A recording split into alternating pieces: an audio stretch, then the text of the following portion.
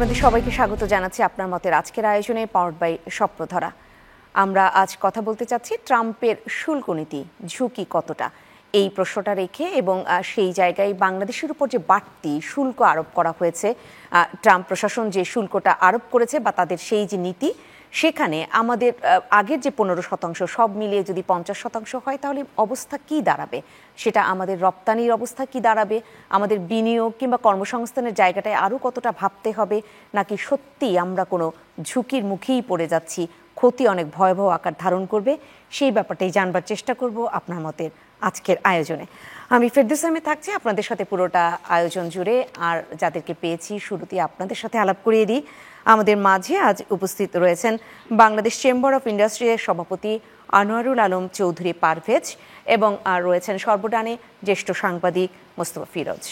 আপনাদের দুজনকে স্বাগত জানাচ্ছি আজকের আয়োজনে। দর্শক, আমাদের এই আয়োজন আপনারা ফেসবুকে যুক্ত হয়ে দেখে নিতে পারবেন, facebook.com/channel9bd.tv-তে, ইউটিউবেও দেখতে পাবেন youtube.com/channel9bd-তে। আনোয়ারুল আলম চৌধুরী পারভেজ, আপনাকে দিয়ে শুরু করতে চাই এবং সেখানে একদম যে প্রশ্নটা আমরা রেখেছি, ঝুঁকিতে আমরা কতটা পড়তে যাচ্ছি, সেখানে আলাপচারিতায় ঝুঁকি কম মানে কতটা কমানো যাবে, এই জায়গা থেকে আমি শুরু করতে চাই। চিঠিতে একটি জায়গায় ছিল, আমি যদি ভুল না করে থাকি, পরিস্থিতি বুঝে কিছুটা সমন্বয় করা যেতে পারে, আমরা অবিচার করব না। তাহলে সেই সমন্বয়ের জায়গাটায় আমরা কতটা কাজ করতে পারবো, অনেকেই আশা জায়গা নিয়ে তথ্য দিচ্ছেন না। ধন্যবাদ।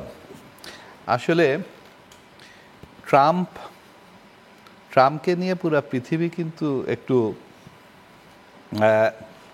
আমি বলবো খালি চিন্তিত না, মানে সবাই একটা ভীতির মধ্যে থাকে। বিকজ ও কি বলে আর কি করে এবং কখন কোনটা ঘটায় দেয়, এটা কিন্তু বোঝা খুব ডিফিকাল্ট।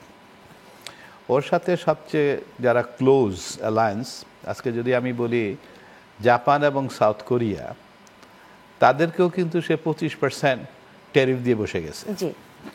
ইউরোপ এখনও কিন্তু সেটেল করতে পারে নাই, ইউকেও মোটামুটি সেটেল করেছে, কানাডার সাথে তো তার চলছেই। ইউরোপ জানে না কি অবস্থায় কিন্তু ওরা এটাকে হ্যান্ডেল করবে। মাঝখানে দুইটা দেশ হ্যান্ডেল করেছে, একটা হলো ভিয়েতনাম, আমরা দেখতে পেলাম, আরেকটা হলো ইউকে,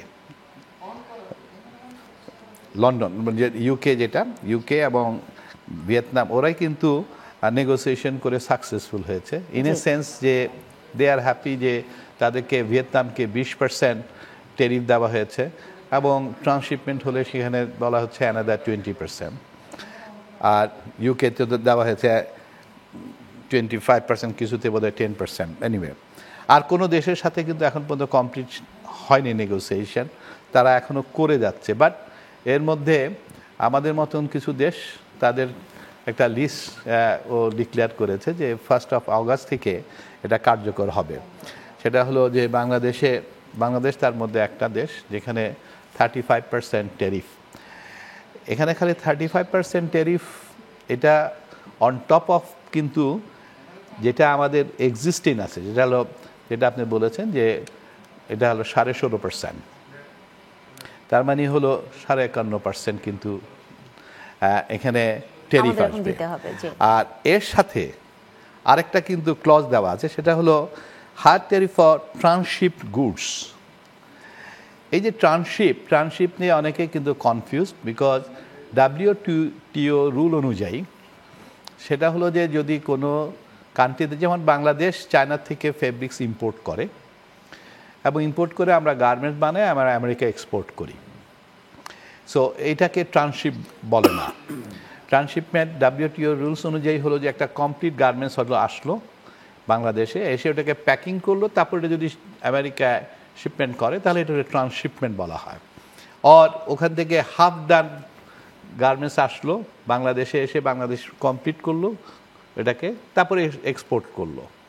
কিন্তু আমেরিকার যে ট্রান্সশিপ, তার ডেফিনেশন ইজ এ ডিফারেন্ট। তার ডেফিনেশনে এটা হলো ভ্যালু এডিশন কতটুকু হচ্ছে এবং ডিফারেন্ট প্রোডাক্টে ডিফারেন্ট স্ল্যাব দেওয়া আছে। কোনো প্রোডাক্টে 30% যদি ভ্যালু এডিশন না হয় তাহলে সেটাকে ট্রান্সশিপ হিসাবে ট্রিট করা হবে জি। এবং কোনো প্রোডাক্টে 40% যদি হয় তাহলে তার উপরে তাকে ট্রান্সশিপ ধরা হবে 40%-এর নিচে যদি ভ্যালু এডিশন হয়। এবং এখানে যেমন হায়ার ট্যারিফ ফর ট্রান্সশিপ, তার মানে যদি আমরা কিন্তু মেজরিটি ফেব্রিক্স অ্যাক্সেসরিজ আমেরিকা যা এক্সপোর্ট করি, স্পেশালি ওভেন সাইডে, আমরা কিন্তু চায়না থেকে বা পাকিস্তান থেকে কিন্তু র ম্যাটেরিয়াল ফেব্রিক্স ইম্পোর্ট করি অর ইন্ডিয়া থেকে কম্পিটিটিভ প্রাইস হওয়ার জন্য। এবং তাহলে সেগুলি দেখা যাবে যে তখন ভ্যালু এডিশন হচ্ছে না, তখন it will be treated as transship, তখন ওটার উপর কিন্তু অ্যানাদার 20% আরও কিন্তু এডিশনাল আসবে। আমি কথাগুলি বলার একটা কারণ আছে, কথাগুলি বলার উদ্দেশ্য হলো যে আজকে যদি এটাই হয় তাহলে কিন্তু বাংলাদেশ প্রায় 22% আমরা এক্সপোর্ট করি আমেরিকাতে, টোটাল আমাদের যা এক্সপোর্ট $41 বিলিয়ন, 20% প্রায় 22% আমরা আমেরিকা এক্সপোর্ট করি, $7.3 বিলিয়ন আমরা গত বছর করেছি। এটা একটা বিরাট একটা ধাক্কা খাবে। হ্যাঁ, এবং অনেক ফ্যাক্টরি আছে, বড় বড় ফ্যাক্টরি, যারা 80% প্রোডাকশনই কিন্তু আমেরিকার মার্কেটে করে। সুতরাং আমার এমপ্লয়মেন্টের একটা ধাক্কা আসবে, আমার এক্সপোর্টে কিন্তু একটা বিরাট একটা ধাক্কা আসবে, কারণ এই প্রাইসে আমেরিকা কিন্তু বিক্রি করতে পারবে না। হ্যাঁ, এবং তার মানে কাস্টমার কিন্তু আমার থেকে অর্ডার কিন্তু যেগুলি হাতে আছে সেগুলি নিয়ে ওরা নেগোশিয়েট করবে।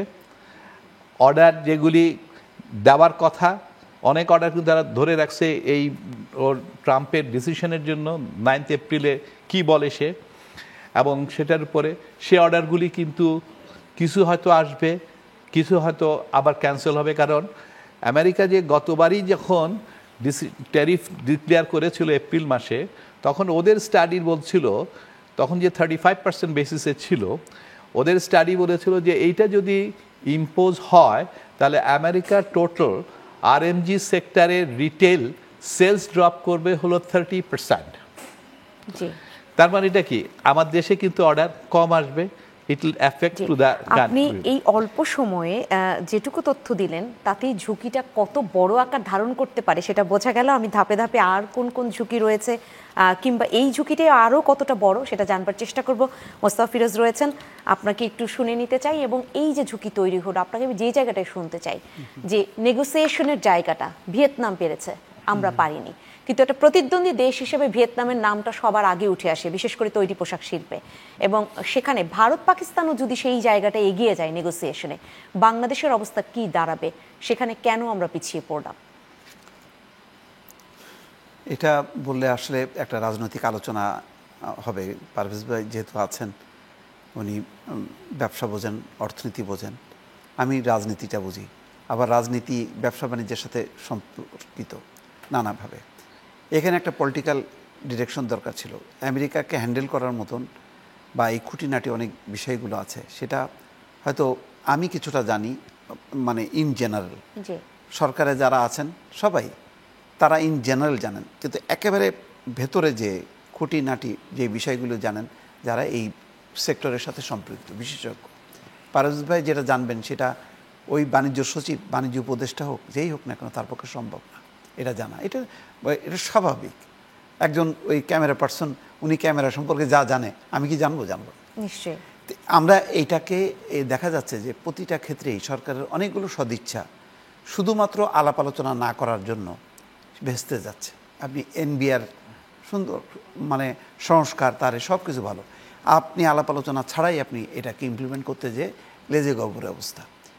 এই ক্ষেত্রে আমার ধারণা যে 3 মাস সময়, লম্বা সময় দিছে, কিন্তু ট্রাম্পের মতন লোক সময় দেয় না।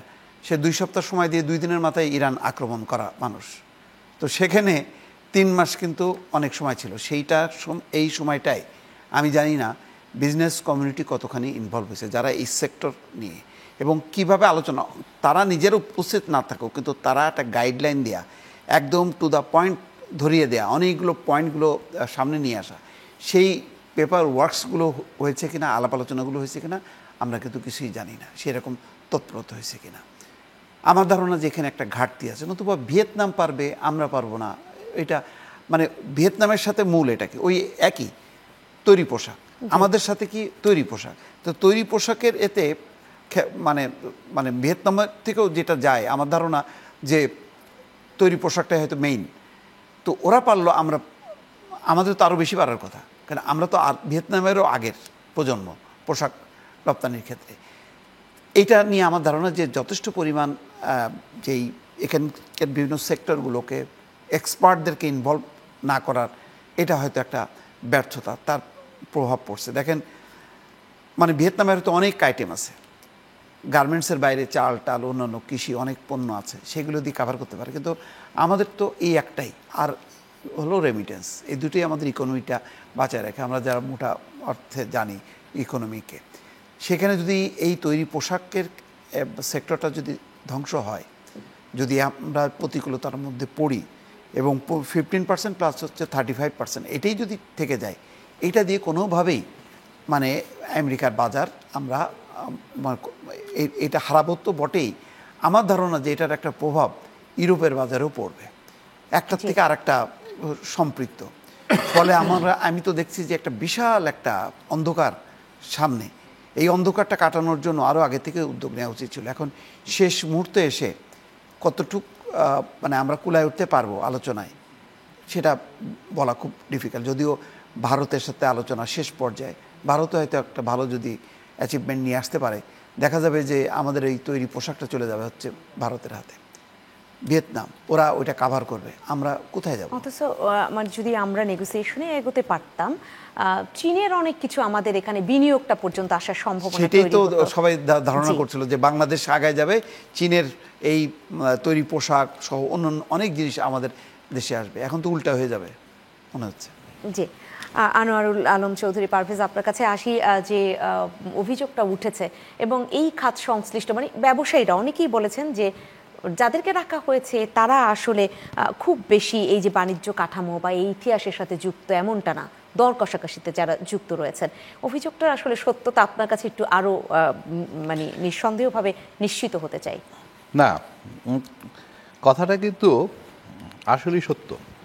আজকে দেখেন, ইন্দোনেশিয়া এখনও কিন্তু নেগোসিয়েশন করছে। ওকে কিন্তু অলরেডি ট্যারিফ বসা দেওয়া হয়েছে 36%, কিন্তু ইন্দোনেশিয়া এখনও নেগোশিয়েট করছে, বিকজ অগাস্টের 1 তারিখ পর্যন্ত কিন্তু সুযোগ আছে। হ্যাঁ, ওটা তো ইমপ্লিমেন্ট করবে 1 তারিখ থেকে। এবং ওদের এই একসাথে 16টা ব্যবসায়ী লিডারকে নিয়ে কিন্তু ওরা নেগোসিয়েশন করছে। ভিয়েতনাম ট্যারিফ যে এপ্রিল মাসে দিচ্ছিল তার আগের থেকে তারা কিন্তু নেগোসিয়েশন শুরু করেছে। এবং তারা নট অনলি দ্যাট, তারা কন্টিনিউয়াসলি ওখানে 2টা লবিস্ট ফার্ম নিয়োগ করেছে এবং সরকারের তরফ থেকে সরকারের প্রধানমন্ত্রী পর্যন্ত কিন্তু ট্রাম্পের সাথে দেখাও করেছে। So they work both the side, not only Vietnam, আপনি চায়না বলেন, আপনি ইন্ডিয়া বলেন, আপনি পাকিস্তান বলেন, ইভেন কম্বোডিয়ার মতন দেশ, ইউরোপ, সবাই লবিস্ট ফার্ম নিয়োগ করছে। বিকজ এখানে 2টা পার্ট আছে, একটা হলো ইউএসটিআর, আরেকটা হলো ওয়াশিংটন ডিসি, এই ট্রাম্প অ্যাডমিনিস্ট্রেশন। এখানে কাজ করা, দুইখানে কাজ করা, একসাথে কাজ করার জন্য কিন্তু ওখানকার লবিস্ট ফার্ম নিয়োগ করতে হয়। এটা আমেরিকার যে কোনো বিল আসলেই কিন্তু এটা ওদের সিস্টেম, ওদের কালচারটাই এরকম।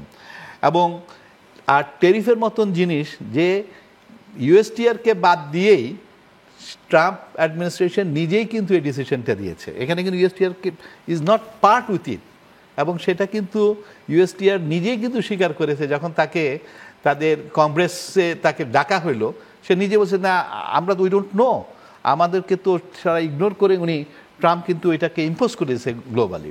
সো আমরা এপ্রিল মাসেই কিন্তু সরকারকে এই কথাটা বলেছি। এপ্রিল মাসে বিফোর, রাইট আফটার যখন এই ধরনের জিনিস আসলো, ট্যারিফ ডিক্লেয়ার করলো, আই মাস্ট অ্যাকসেপ্ট, কারণ আমি নিজেই পার্সোনালি আমি ইউনাইটেড স্টেটসে আমি আমার কানেকশন ইউজ করে ওখানে আমরা লবিস্ট ফার্মদের সাথে আলাপ করে ওদের থেকে প্রপোজাল আনানো হয়েছে, এবং ওরা কি কাজ করবে আমাদের জন্য, এই 3টা মাস কী কী ধরনের সাপোর্ট আমাদের দরকার, সব কিছু নিয়ে আমরা প্রপোজাল এনে অ্যাডভাইজারের সাথে, কমার্স অ্যাডভাইজারের সাথে আমি দেখা করি। আমার সাথে লেদার অ্যাসোসিয়েশনের প্রেসিডেন্টও ছিল, বিটিএম এর প্রেসিডেন্ট ছিল, আমার সাথে বিজিএম এর তখন আরবিট্রেটার কি যেন অ্যাডমিনিস্ট্রেটর আনোয়ার সাহেব পর্যন্ত ছিল। উনি কিন্তু কনভিন্স হয়েছে এবং রাইট অ্যাওয়ে আমাদেরকে কিন্তু ওনার পরের দিনই 16 তারিখ এপ্রিল মাসে আমাদেরকে বসানো হলো লুৎফি সিদ্দিকী। হ্যাঁ, he is a very powerful, উনি এটা তখন হ্যান্ডেল করছেন এবং we have discuss, we have explain এবং আমরা এই পর্যন্ত বলেছি যে যদি ফান্ডিংও দরকার হয় association will work out, government দিতে হবে না, but government should use this lobbyist farm, কারণ ওখানে আমেরিকান সিস্টেম কালচারটাই এখানে এই লবিস্ট ফার্মের মধ্যে রিপাবলিকান ডেমোক্রেটের লোকজনই থাকে, এরা সব এক্স কংগ্রেসম্যান আর ওরা বোদ্দা পার্টির এবং close to the Trump administration, so that they can work out for us. যেটা ওরা পারবে, ওরা জানে, ওরা মোর এক্সপার্টাইজ, সেটা কিন্তু আমরা না। এবং unfortunately they didn't do it. ওনারা করলো কি ছিল এত ভালো প্রপোজাল, ওনারা এর পরের দিনই কিন্তু আমেরিকায় ফ্লাই করেছে। They have discuss only USTR এবং আমার সেক্রেটারি গিয়েছে এখান থেকে এবং বাট এই যে ইউএসটিআর এর সাথে আলাপ করে ওনারা ওখানে প্রপোজাল দিয়ে আসছে যে আমরা কি কি দিতে চাই, আমরা সব কিছু ডিউটি ফ্রি দিতে চাই, আমরা ইম্পোর্ট কি বলে ওয়্যার হাউস সিস্টেম দিতে চাই, বন্ডেড ওয়্যার হাউস সিস্টেম, আমরা র কটন ইম্পোর্টের জন্য, কারণ এটা তো ট্রেড কীভাবে আরও ডেফিসিটকে কমানো যায়, এই ধরনের প্রপোজালগুলি ওনারা দিয়ে আসছে। এরপরে কিন্তু there is no answer, there is nothing. It comes on the 20th June, ওদের থেকে একটা চিঠি আসছে আমাদের সেই চিঠির পরে, এবং সেই চিঠির উত্তর 26 তারিখে এখান থেকে পাঠানো হয়েছে এবং যেই চিঠি ওখান থেকে আসছে ইটস এ নন ডিসক্লোজার বলে, এটা কিন্তু কারোর সাথে কিন্তু শেয়ার করা হয় নাই এবং I am witness, so I can tell it. কিন্তু এখন দেখেন জিনিসটা কি হয়েছে, সরকারের যে intention is bad, I don't say it, কিন্তু আমেরিকার সিস্টেমটাই যদি এরকম হয়, আজকে যেমন আমি বললাম ট্রান্সশিফট, ওদের ডেফিনেশন ইজ এ ডিফারেন্ট। এখন এটা কিন্তু আমার দ্বারাও বোঝার ডিফিকাল্ট, কিন্তু বাট যারা ওখানে আছে they know it. Reciprocal this a different word, different definition in আমেরিকার এই নেগোসিয়েশনের সময়। আজকে বাংলাদেশকে ওরা কয়েকটা কন্ডিশন দিচ্ছে, ওদের যে চিঠি আসছে, যেটা আমি পরবর্তীতে গতকালকে আমি বাইর করতে পারলাম, তার মধ্যে হলো ওরা চাচ্ছে যে বাংলাদেশ তৃতীয় দেশের উপর যুক্তরাষ্ট্রের আরোপিত নিষেধাজ্ঞা ও শুল্ক বৃদ্ধি অনুসরণ যাতে করে। ও যেখানে যেখানে মানে ইউএসএ যেসব দেশে রেস্ট্রিকশন দিচ্ছে, বাংলাদেশও সেসব দেশগুলিকে সে ধরনের রেস্ট্রিকশন দিবে এবং ডিউটি ইম্পোজ করবে।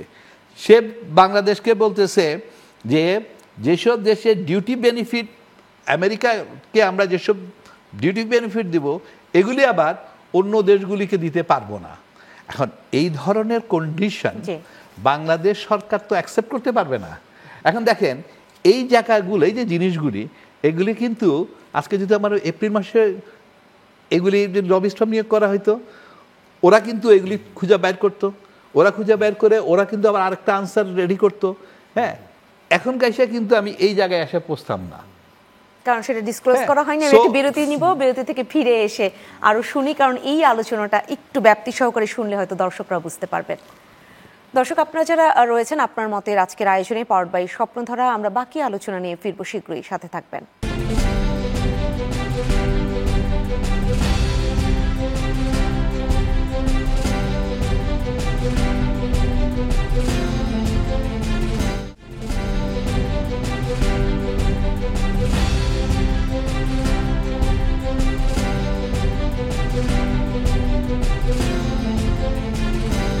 আবারও ফিরে এলাম আপনার মতের আজকের আয়োজনে পাওয়ারড বাই স্বপ্নধারা। আজ আমরা কথা বলছি ট্রাম্পের যে শুল্ক নীতি, সেই জায়গাটায় বাংলাদেশে ঝুঁকি কতটা। আমি আনোয়ারুল আলম চৌধুরী পারভেজ আপনার কাছে ফিরতে চাই, কারণ পুরোটা আমাদের শোনা হয়নি, আমাদের দর্শকরা শোনেননি, বাকিটা যদি আপনি আরেকটু পরিষ্কার করতেন। এখন দেখেন এই যে কন্ডিশনগুলি ওরা দিল, এখন আমার অ্যাডভাইজার ওখানে গেছে, আমার এখান থেকে সেক্রেটারি সাহেব গেছেন। হ্যাঁ, আমার এখানে আমার সিকিউরিটি অ্যাডভাইজার খলিল রহমান, উনিও ওখানে কিন্তু উপস্থিত। এখন দেখেন, ওনারা with hmm they are working, এবং উনি কি এই জিনিসগুলি অ্যাকসেপ্ট করতে পারবে? অ্যাকসেপ্ট করতে কিন্তু পারবে না। এবং অ্যাকসেপ্ট যদি না করতে পারে, এখন যে ডিসকাশন করবে, ডিসকাশনটা কে তাকে হেল্প করবে টু ক্লিয়ার ইট আপ? কারণ আমেরিকা, এই জন্যই বলছে যে আমেরিকায় যে কোনো জিনিস আসলে কাজ করতে হয় কিন্তু both the side, USTR as well as Washington DC. Washington DC totally political, এবং ওই অ্যাডমিনিস্ট্রেশন, ইউএস অ্যাডমিনিস্ট্রেশন। এখন ইউএস অ্যাডমিনিস্ট্রেশনে কাজ করার মতন সক্ষমতা ইন্ডিয়া বলেন আর ইয়া বলেন, কেউ কিন্তু, ওদের সবারই কিন্তু মোর পাওয়ারফুল, দে আর মোর, এবং আমেরিকার ওদের সাথে কিন্তু আরও বেশি কানেক্টেড, বিকজ দেয়ার ট্রেড বলেন, তার সব কিছু কিন্তু অনেক বেশি ইম্পর্টেন্ট। বাংলাদেশ তো $10 বিলিয়ন আমাদের ট্রেডিং হয়, আমাদের ট্রেডিং তো আর অত বড় না।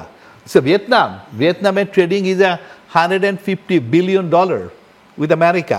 হ্যাঁ, বাংলাদেশ হলো $12 বিলিয়ন। আমরা $8 বিলিয়ন এক্সপোর্ট করি, সরি $10 বিলিয়ন, $8 বিলিয়ন এক্সপোর্ট করি, $2 বিলিয়ন আমরা ইম্পোর্ট করি। আমাদের ছোট্ট একটা, সো ইম্পর্টেন্সের দিক থেকেও কিন্তু বাংলাদেশ খুব নেগলিজেবল। এবং বাংলাদেশ, অথচ যারা more important, Pakistan important, India important, Vietnam important, Russia important, or China important, ওরাই লবিস্ট ফার্ম নিয়োগ করে চলতেছে। বিকজ অনেক কথা আছে যেগুলি আমার দেশের হয়ে আমি যতই বলি, আপনি আরেক দেশের হয়ে কিন্তু সেটা নিতে পারবেন না। কিন্তু আপনার দেশের লোক যদি আমার হয়ে ওটা বলে, সেটা কিন্তু লবিস্ট ফার্ম এবং কংগ্রেসম্যানদের কথা বলছিলেন, এবং they really work for both the party. আমরা কি করছি? আমরা খালি ইউএসটিআর কে অ্যাড্রেস করার চেষ্টা করছি।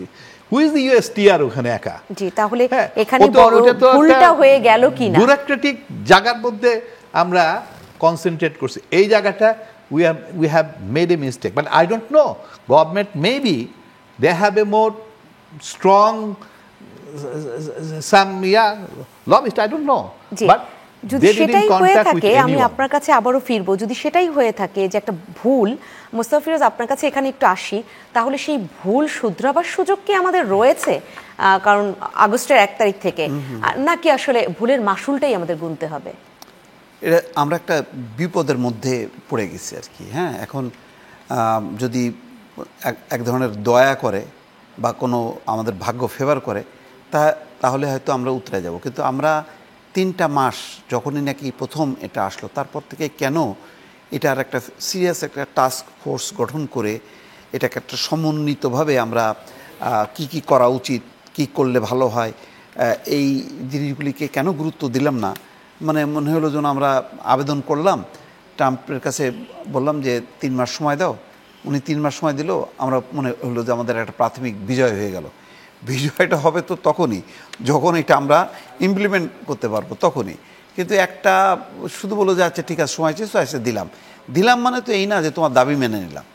তো আমরা একে আসলে আমার মনে হয় যে যতটুকু বুঝি আমি, সরকারের বিভিন্ন ক্ষেত্রে তার যেইভাবে সে হ্যান্ডেল করে, তার থেকে আমার অভিজ্ঞতা হলো যে আমরা এটাকে সিরিয়াসলি নেইনি, অথচ এটা অনেক অনেক বেশি গুরুত্বপূর্ণ ছিল। কারণ দেখেন, বাংলাদেশের সৌভাগ্যক্রমে এমন একজন এখন সরকার প্রধান যিনি অর্থনীতি বোঝেন, বাণিজ্য বোঝেন, নিজেও বলতে গেলে তিনি ব্যবসা বাণিজ্য অর্থনীতির মানুষ। তার সময় এরকম একটা আমরা মানে নাকানি চুপানি খাবো, অন্যরা আমাদের সামনে। প্রশ্ন তো রয়েছে, তিনি রাজনীতি কতটা বোঝেন, এখানে তো একটা বড় প্রশ্ন রয়েছে। সেটাই তো উচিত ছিল, রাজনীতি না বুঝলেও অন্তত ব্যবসায়ী যারা, তারা কিন্তু একই সঙ্গে ব্যবসাও বোঝেন, রাজনীতিটাও বোঝেন। বরং শুধু যারা রাজনীতি করেন তারা অনেক সময় ব্যবসাটা বুঝতে চান না, তারা মনে করেন এটা মানে আলাদা সেক্টর। কিন্তু ব্যবসায়ীরা কিন্তু আবার বোধ, তারা দুটোই বোঝেন আর কি। সেই জায়গার থেকে ইউনূস সাহেব দুটোই বোঝার কথা। তো তারপরেও কেন এটাকে সিরিয়াস হলেন না কেন? তার সরকার, তার তো শুধু তিনি তো আর একা না, তার তো একটা পুরো টিম। সেই টিমটা কেন, যেমন শেখ বশিরউদ্দিন, উনিও তো একজন জাত ব্যবসায়ী, তাই না? তো উনিও কেন, যদিও এই সেক্টরের না, উনি কেন এটাকে অ্যাড্রেস করলেন না, সবাইকে যুক্ত করলেন না কেন?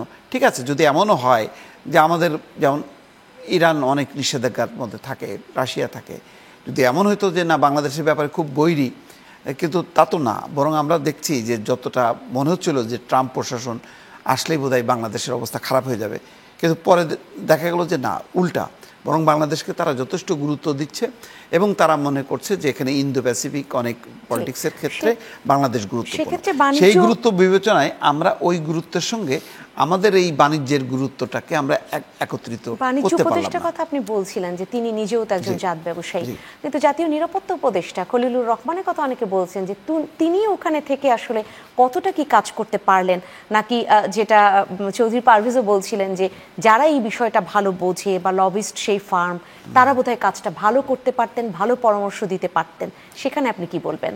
সেটা তো অবশ্যই, ধরেন জাতীয় নিরাপত্তা উপদেষ্টা তিনি হয়তো বৈদেশিক সম্পর্কের ক্ষেত্রে একটা ভালো ভূমিকা রাখতে পারেন, কিন্তু এই বিষয়ে যে আপনার নেগোসিয়েশন করতে হবে, টেবিলে তো আলোচনা করতে হবে, তো আলোচনায় দেখা গেল পারভেজ ভাই, আমি যেমন শুরুতে আমি সারেন্ডার করছি যে উনি এই বিষয়ে অনেক বোঝেন, আমি এই বিষয়ে বুঝি না, তো যারা বোঝে তাহলে তাদেরকে সেখানে তো রাখতে হবে, তো তাদের সাথে যে সেই আলোচনাগুলি তো করতে হবে, তো এই জন্য বোধ একটা লবিস্ট ফার্ম ওদের দেশের লোকজন অনেক বেশি ফেভার করতে পারতো যদি লবিস্ট ফার্ম নিতে পারতাম, আবার আমাদের এখানকার এক্সপার্টরা, এই দুইটা মিলাই তো আপনি স্ট্রং একটা আলোচনাটা থ্রো করবেন। তো আমি তো বারবার বলছি তো যে ভিয়েতনাম যদি পারে, তো ভিয়েতনাম পারবে মানে কি, তারা অলরেডি তো পেরেছে 17%, তাই না? তো অলরেডি তারা কিন্তু আগায় গেল কিন্তু বাংলাদেশের সাথে।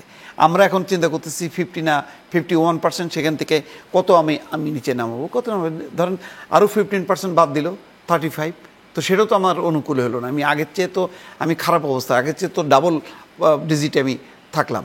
তো সব মিলায় এখন থেকে যদি আমি 1 আগস্ট ধরি, তাহলে কিন্তু আমার হাতে আর সময় নেই, এখন কি লবিস্ট ফার্ম কি কাজ করবে আর আমাদের এক্সপার্টরা কি কাজ করবে। হ্যাঁ, এখনও কিন্তু সুযোগ রয়ে গেছে, বিকজ বাংলাদেশের trade is not that big America, এবং এখানে কিন্তু এখন প্রধান উপদেষ্টা ওনার ইনভলভমেন্ট দরকার হয়ে গেছে, যেটা আগে হয়তো নাও দরকার। উনি যদি এখন ব্যক্তিগত উদ্যোগটা নেয়, আমি মনে করি, এবং ওনার কিন্তু অনেক কানেক্টিভিটিও কিন্তু ওখানে আছে, হ্যাঁ, সেগুলি কিন্তু এখন ইউজ করার সময় হয়ে গেছে, বিকজ হয়তো আগে দরকার ছিল না যদি আমি শুরু থেকে ওই প্রসিডিউরে যেতাম। আসলে এ সরকার কিন্তু ব্যবসায়ীদেরকেও যে আমলে নিছে তা না, কিন্তু দে ডোন্ট অ্যাকচুয়ালি এখন পর্যন্ত ব্যবসায়ীদেরকে ঠিক ওইভাবে করে কনফিডেন্সে নিচ্ছে না, কনফিডেন্সে কিন্তু নেওয়ার দরকার। এক সেকেন্ড হলো, প্রধান উপদেষ্টা এখন কিন্তু আমার মনে হয় for the sake of the nation ওনার এখন স্টেপ ফরওয়ার্ড হওয়া উচিত, কারণ এটা একমাত্র যদি এখন কেউ ঠিকমতো কিছু করে আনতে পারে, ব্যাটার কিছু ডিল, এটা উনি ওনার নেতৃত্বে হলে কিন্তু পারবেন। সেই জায়গাটা একটু জানতে চাই, বিরতিতে যাব। জি বলুন। বিরতি আছে, তাহলে বিরতির পরেই আসি তাহলে। না আপনি আচ্ছা, আমার একটা থাকলো প্রশ্ন, আপনি যে ঠিক আছে সরকারের দিক থেকে না হয় তারা ওই প্রথমবার যখন কি চিঠি দেওয়া হলো 3 মাসের, সেই সময়টাই ব্যবসায়ীরা খুব বেশি উদ্যোগী হলো না কেন?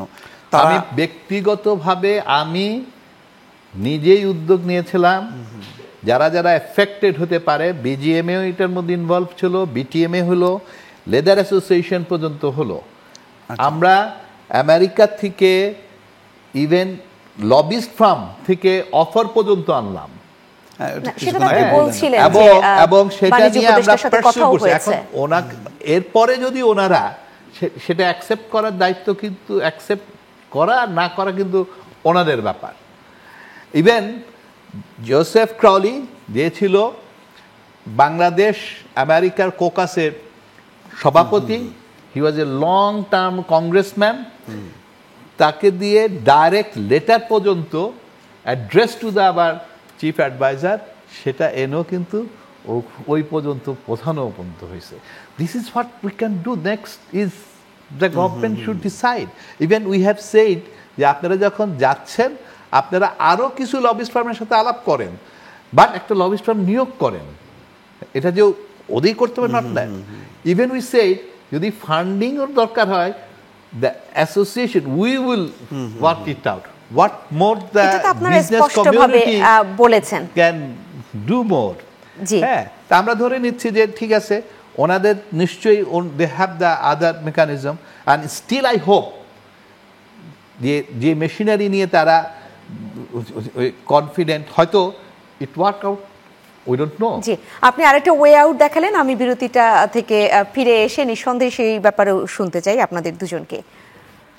সম্মানিত দর্শক, আপনারা যারা রয়েছেন আপনার মতের আজকের আয়োজনে পাওয়ারড বাই স্বপ্নধারা, আমরা কথা বলছি ট্রাম্পের শুল্ক নীতি ঝুঁকিতে কতটা বাংলাদেশ, এই বিষয়ের বাকি আলোচনা নিয়ে ফিরবো, সাথে থাকবেন।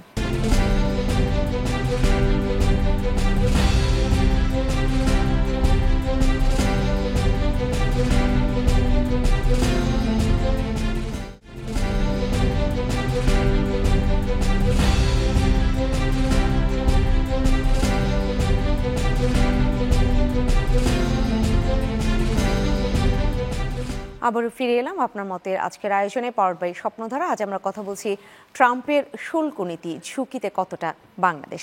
মুস্তাফিজ, আপনার কাছে একটু ফিরতে চাই, যেটা চৌধুরী পারভেজ বলছিলেন যে প্রধান উপদেষ্টারই এখন কিছু করবার রয়েছে, কিন্তু এখানেও একটি কথা অনেকেই বলছেন, কতটা যৌক্তিক বলছেন তারা সেটাই শুনতে চাই, যে এখন যে ট্রাম্প রিপাবলিকানদের সাথে আসলে ডক্টর মোহাম্মদ ইউনূসের সম্পর্কটা ততটা ভালো নাই যতটা ভালো ডেমোক্র্যাটদের সাথে, সেখানে তিনি আসলে কতটা কাজ করতে পারবেন? না, তারপরেও পারবেন। এটা তো এখন মানে ডক্টর মোহাম্মদ ইউনূসের তো একটা পরিচিতি, তার সম্পর্ক সবার সাথেই, এবং আমেরিকার নীতি নির্ধারকদের সঙ্গে, বিজনেস ওদের কমিউনিটির যারা লিডার তাদের সঙ্গে আছে, ফলে সেইটা উনি পারবেন। সেই জন্য, যেহেতু এখন আমরা একটা নাকের ডগায় চলে আসছে আমাদের বিষয়টা, এখন আর সেই কারণেই ওনাকে একদম সর্বশেষ পর্যায়ে যে চেষ্টা করতে হবে, যেহেতু হাতে কিন্তু সময় কম, মানে একেবারেই নেই, এটা ধরে নিয়ে আমাকে আলোচনা করতে হবে। আলোচনা তো আজকে থেকে শুরু হয়েছে দ্বিতীয় দফায়। এই আলোচনাটা কতদিন তারা বাংলাদেশের জন্য করবে? বেশি দিন তো করবে না। তো সুতরাং পারভেজ ঠিক বলছেন যে ডক্টর মোহাম্মদ ইউনূসকে এখন মাঠে নামতে হবে, এছাড়া কোন উপায় নেই। কিন্তু কেননা বোঝাই গেছে যে আমরা কিন্তু ফেল করছি, আমরা পারি নাই। যদি পারতাম তাহলে তো একটা ছিল যে ঠিক আছে, আমরা ভিয়েতনামের পর্যায়ে চলে আসলাম। সেটা আমরা যখন পারি নাই, তখন আমাদেরকে এখন সর্বোচ্চ এফোর্ট দিতে হবে। সেটা দিতে গেলে আমি মনে করি যে ডক্টর মোহাম্মদ ইউনূসকে মাঠে নামতে হবে। এই খাতের যারা এক্সপার্ট তাদেরকে যুক্ত করে ভিন্ন মানে ফোরামে আলোচনা করা যায় কিনা। সেটা তো এখন পর্যন্ত প্রত্যাশা যে নামতে হবে, উনি নামলে হয়তো কোনো একটি আশা জায়গা নিয়ে তথ্য মিলবে। আভাস কিছু মিলেছে যে উনি এখানে কি করবেন বা এরকম কোনো কিছু তথ্য? কোনো আভাস মেলেনি। এই আলোচনাটা তো শুরু হয়েছে, তো কাল পরশুর মধ্যেই যদি আমাদের আর একটা টিম যুক্ত হয় এবং সেখানে ডক্টর মোহাম্মদ ইউনূস যদি এখন সময়টা দেন, তাদের সাথে যোগাযোগগুলি যদি করেন এবং তার ভিত্তিতে যদি আলোচনাটা আরও স্ট্রং হয়, মানে আগের যে টিমটা, সেই টিমটা তো এক ধরনের মানে বলতে গেলে যে আমরা আসলে কিছু পাইনি, তাহলে এখন নতুন করে আবার সাজাইতে হবে। মানে আমরা একটা ম্যাচে খারাপ করলে পরের ম্যাচটা ভালো করার জন্য আমরা টিমে রদবদল ঘটাই না, সেরকম ঘটাইতে হবে। আরও স্ট্রং প্লেয়ার এখানে আনতে হবে, নতুবা কিন্তু আমরা পারা যাবে না। এবং আমরা না পারলে কিছু যায় আসবে না, কিন্তু মানে আমাদের অনেক কিছু যায় আসবে, কিন্তু ওদের কিন্তু কিছু যায় আসবে না। কেননা এই খাতের অলরেডি বিকল্প যেহেতু বাজার অলরেডি তাদের কাছে আছে, ফলে ওরা এমন কিছু মনে করবে না, আমি জানি না, যে বাংলাদেশ খুব অপরিহার্য, বাংলাদেশ না হলে আমরা খুব সস্তায় কাপড় পাবো না। এটা আর সস্তায় কাপড় পাইলাম কি পাইলাম না সেটা বড় কথা না। ডোনাল্ড ট্রাম্পের এখন লক্ষ্য হচ্ছে তার শুল্ক ইনকামটা হিউজ পরিমাণ বাড়াইতে হবে।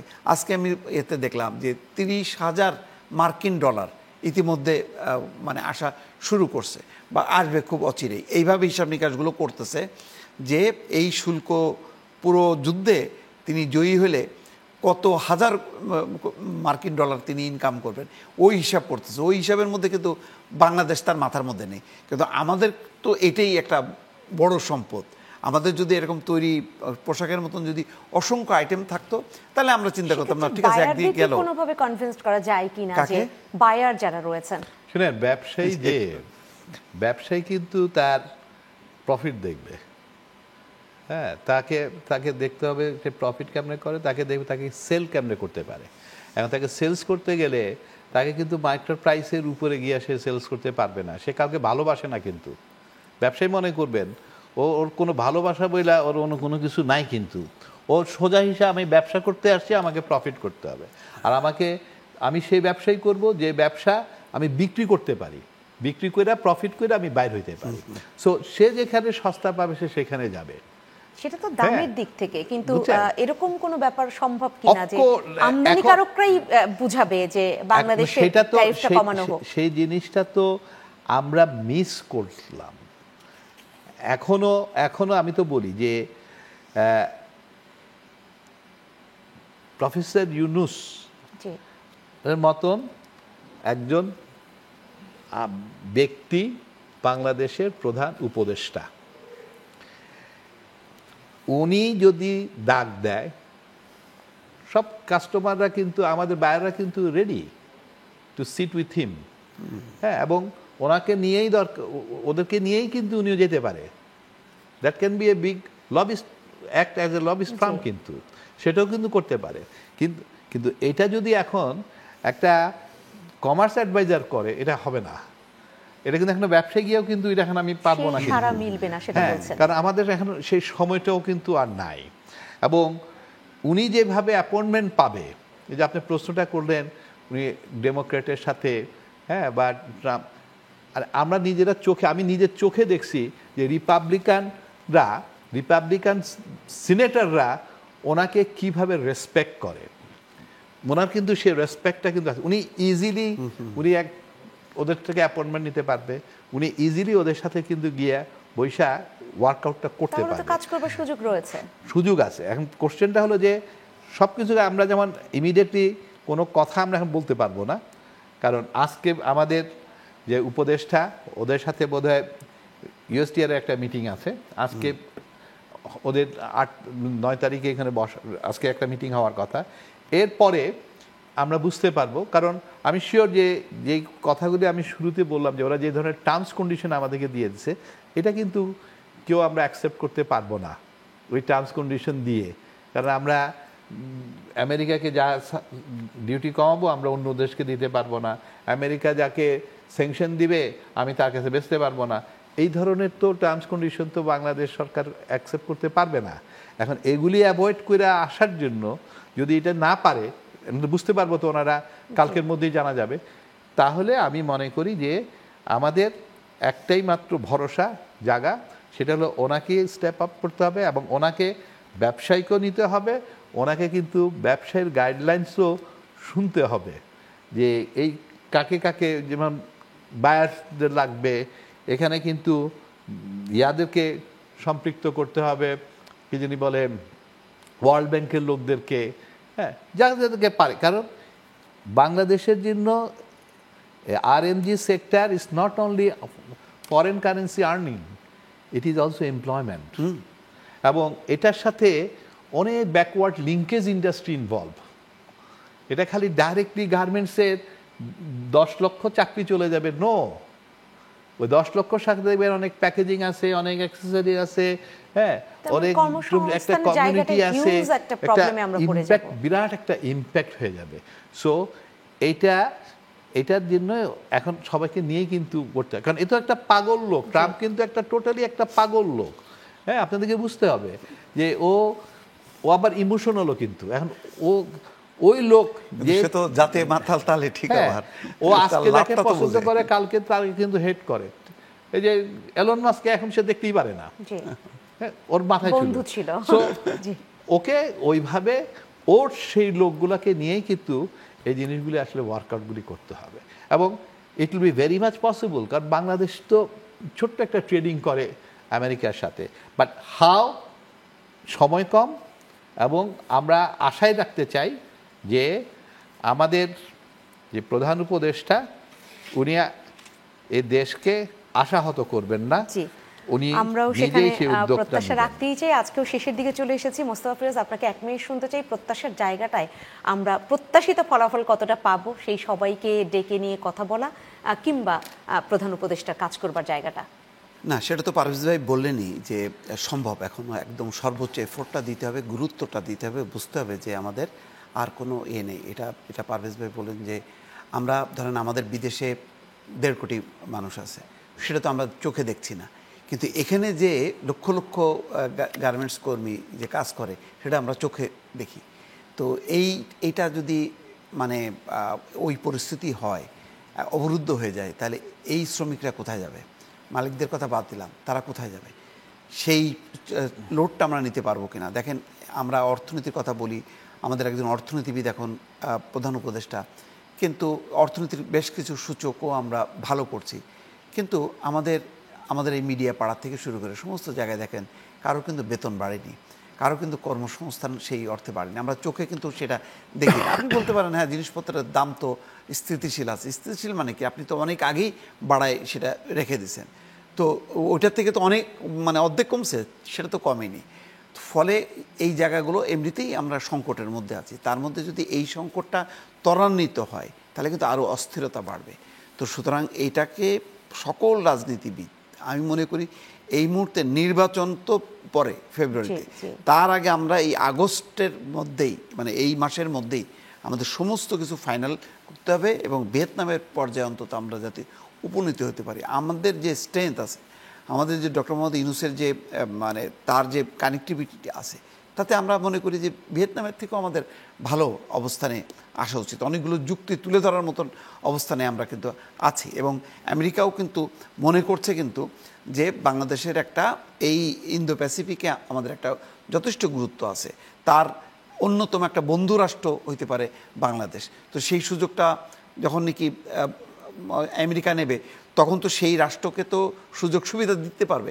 ফলে অনেকগুলো পয়েন্ট থেকে আলোচনা করে ওই জায়গায় কিন্তু আমরা পৌঁছাইতে পারি এবং সেই যোগ্যতা সেই এটা অনেক বেশি আছে ডক্টর মোহাম্মদ ইউনূস। শুধু যথাযথভাবে উপস্থাপনের অপেক্ষা এবং সঠিক লোক, যেটা মাননীয় প্রধান উপদেষ্টার কথা বলছিলেন, তার কাজ করবার জায়গাটা নিঃসন্দেহে আমরাও প্রত্যাশা রাখতে চাই। আজকের আয়োজন এখানেই শেষ করছি। অসংখ্য ধন্যবাদ জানাচ্ছি মোস্তফা ফিরোজ আপনাকে, আনোয়ারুল আলম চৌধুরী, পারভেজ আপনাকে অসংখ্য ধন্যবাদ। সম্মানিত দর্শক, আপনারা যারা রয়েছেন এতক্ষণ শুনছিলেন এবং আমরা বলতেই চাই যে আপনাদেরকে অসংখ্য ধন্যবাদ। আমাদের এখানের যে ব্যাখ্যা, চমৎকারভাবে উপস্থাপন, তা থেকে হয়তো আপনারাও সমৃদ্ধ হয়েছেন, বুঝতে পেরেছেন যে বাংলাদেশের জন্য ঝুঁকি কতটা বা সেখান থেকে আমাদের একদম উতরে যাবার জায়গাও কতটা। আমরা নিঃসন্দেহে অন্য কোনো প্রসঙ্গ নিয়ে আবারও ফিরে আসবো আপনার মতের আয়োজনে, আপনাদেরই মতের প্রতিফলন ঘটাতে। দেখতে চোখ রাখবেন চ্যানেল 9-এর পর্দায়।